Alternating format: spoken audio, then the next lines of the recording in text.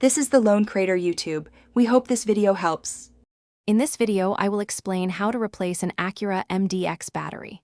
First, gather your tools, including a 10mm wrench, a battery terminal brush, and a battery puller. Make sure your vehicle is completely turned off and the parking brake is set.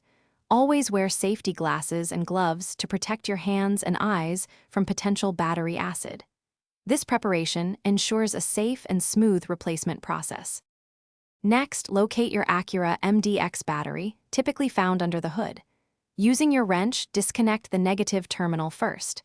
This is crucial for safety. Then, disconnect the positive terminal. After both terminals are loose, carefully remove the battery hold-down clamp.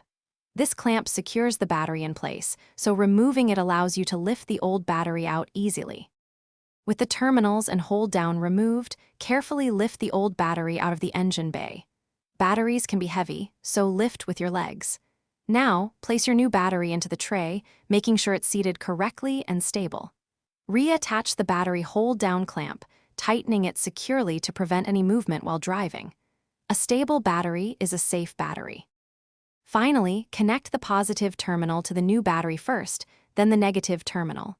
Ensure both connections are tight and secure to prevent any electrical issues.